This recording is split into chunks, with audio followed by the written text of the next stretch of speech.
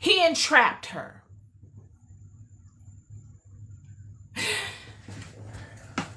In all of these sequences we find where we see that there's angels that come into the earth and they leave the earth. And they don't come at will. They come during certain times. And they leave at certain times. And that the people don't really know exactly the cadence of the time. Surely Eve knew, because Eve was the queen of the feminine lot. So she knew. She's a high-ranking person.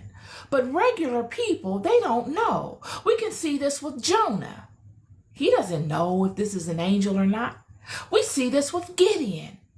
He doesn't know that this is an angel or not. This is why Gideon keeps asking the angel to prove himself. And this is why the angel is so patient with Gideon and allowing Gideon to have him prove himself so many times. You would have thought the angel would have been frustrated with Gideon for having such doubt. But all of these things are activities that were necessary because there was a lot of buffoonery going on, y'all, as it is today. These entities are paramount in the earth doing the same thing, and they are fooling people left and right. And they are using those that look like Adam, those that look like angels.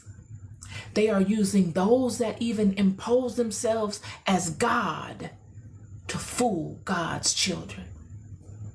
And they always use the same method of operation that gets you by yourself. Gideon was by himself threshing wheat in the wine press. He didn't want anybody to know he was in that wine press. He was hiding. No one would ever think Gideon was in there. Jonah was on his way somewhere else. He tries to run and get on a boat amongst other people. Why get on a boat amongst so many people? Because he knows this entity doesn't like when you get around other people. It likes you to be by yourself. And this was Jonah's wise way of proving it. It said, if I get on this boat, this entity will flee from me. I won't see any result of it on this boat.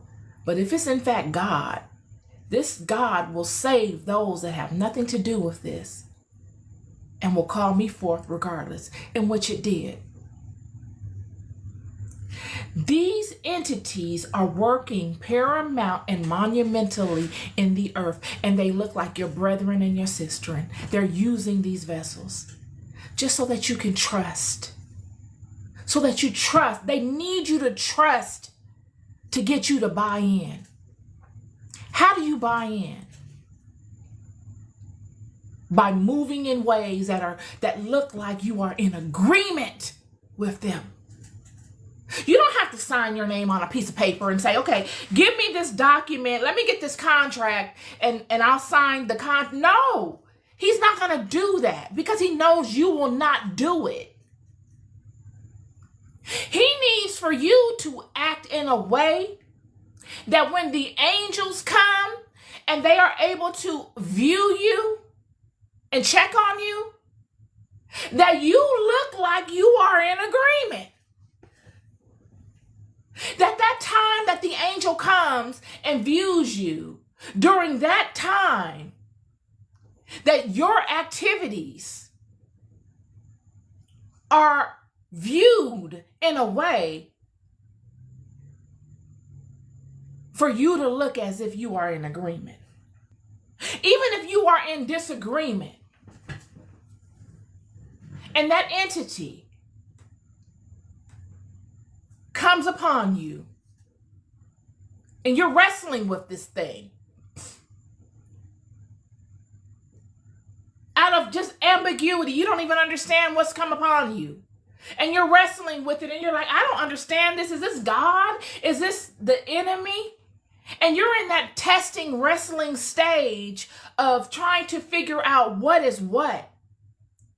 And even have some form of normalcy in your life so that you can keep the faith of your family intact. So people feel as if they can depend on you, and you're able to maintain and manage life on some form of in some form of normalcy, while trying to distinguish what in fact you are wrestling with.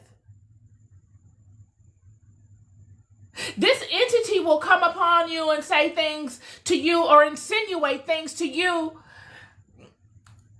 in the ambiguity. They'll come forth as a brethren or a sister. It's an imposter, and tell you, oh, only think great thoughts, only do this, only do that. And internally you're not in agreement. But you're thinking, okay, this is an angel of God coming upon me and telling me to do these things. So I need to do this because this is my way of solving this problem. This is my way of overcoming this situation. It's the only way I can come up from under this, because I feel like there's nowhere to run to, nowhere to hide. I feel like Eve. I have nowhere to run to and nowhere to hide because it's caught me by myself. And it's come upon me in a way that is making me confused. I don't know if this is of God. I don't know if this is the messenger. I don't know if this is Adam. And I'm in that confused stage. And it's subtly asking me questions, and it's subtly hinting to me in which direction I need to move, even though I don't understand who it is or why it's there.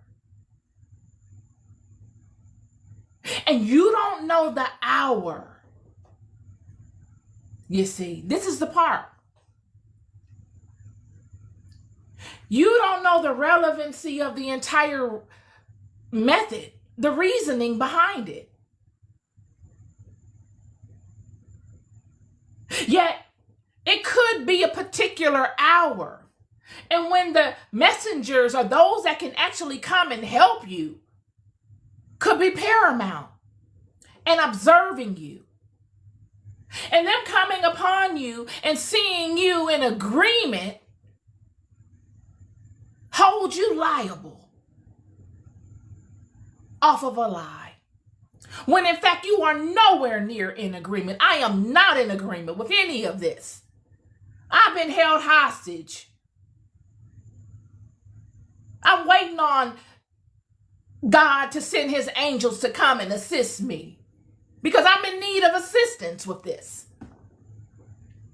Yet the angel will come upon you as if he came upon Eve and tell you subtle things to make you communicate in ways that show that you are somewhat in agreement, and you are not. You will agree to exhibit behaviors that look as if they are positive in your wrestling for a small fraction of time, during that window of time when the angels of God can view you. And those angels will look upon you as if you are in agreement with that situation, when in fact you are in total disagreement with it. Never signed up for it, don't have nothing to do with it, wasn't looking for it, could do completely without it. And out of ignorance and fear, you won't test it. You will do exactly what they'll tell you to do. Only think positive today. Don't let doubt step in. Don't do these things today. Why today? What is today? Out of all this time I've been dealing with you, what makes today so monumental? What about all the days before when I didn't let doubt set in? What happened to that? What about all those days before when I overcame all the negativity and all of this nonsense that came with dealing with this? What about those days? Why weren't those credited? When God wants someone to do a thing, or when God wants to communicate a thing to his children, his righteous children, he will send a vessel, friend. It's been time and time again. I can't look anywhere in this book where God was vague in communicating his interest to the children. I've